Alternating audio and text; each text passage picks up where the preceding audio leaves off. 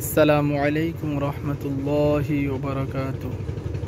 আলহামদুলিল্লাহ, আল্লাহ তাআলার দরবারে লাখো কোটি শুকরিয়া যে আল্লাহ তাআলা আল্লাহ তাআলার অগণিত নিয়ামত রাজি দ্বারা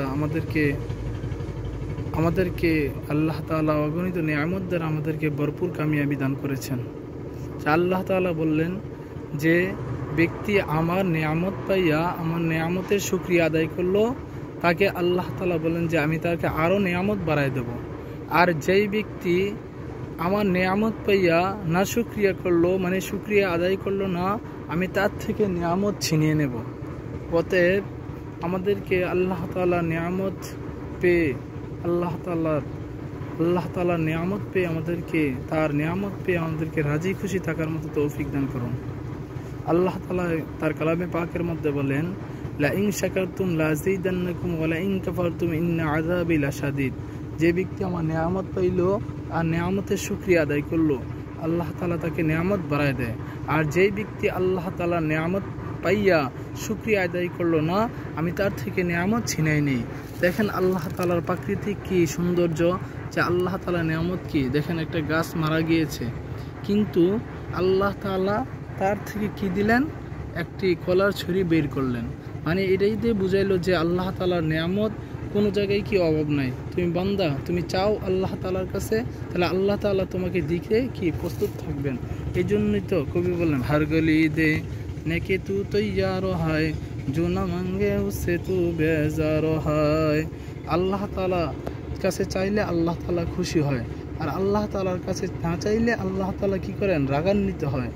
দুনিয়ার মধ্যে যদি কোনো কিছু কার কাছে চান, একবার চাইলে দুইবার চাইলে আপনার কাছে কি করবেন, সে না শুকরিয়া করে ফেলবেন, তা আর দিতে রাজি হবে না।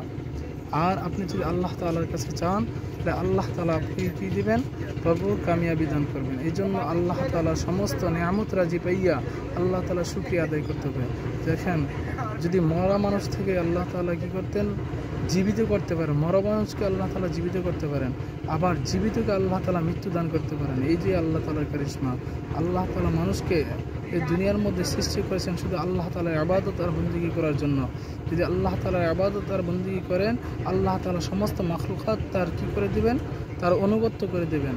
ঠিক আছে নি? এই জন্য আল্লাহ তাআলার শুকরিয়া আদায় করে, কারণ আল্লাহ তাআলা দেখেন কত পরম আমাদের জন্য, কত দয়ালু, যে রহমান রহিম, কত আমাদের জন্য দয়ালু, যে আমাদেরকে কত কিছু দান করতেছেন। অথচ আমরা তার নিয়ামত পাইয়া তার উপর আমরা কী করি না, শুকরিয়া আদায় করি না, নামাজ পড়ি না, রোজা রাখি না, আমরা তাসবিহ তাহলিল করি না। এই রমজান মাস আমাদেরকে নিজেকে পরিবর্তন করার মাস, কিন্তু অথচ রমজান মাস পাইয়াও কি করতেছি না, আমরা নিজেকে পরিবর্তন করতেছি না, নামাজ পড়তেছি না, রোজা রাখতেছি না, হজ করতেছি না, তাসবিহ তাহলিল করতেছি না, যাকাত আমরা প্রদান করি না, মালকে কি করে দেই, মালকে আমরা কি করি, ঠিক মতন যাকাত আদায় করি না। এই জন্য এই মালেই আমাদের জন্য কালকে আমাদের ময়দানে বিষধর সাপ হইয়া কামড়াবে।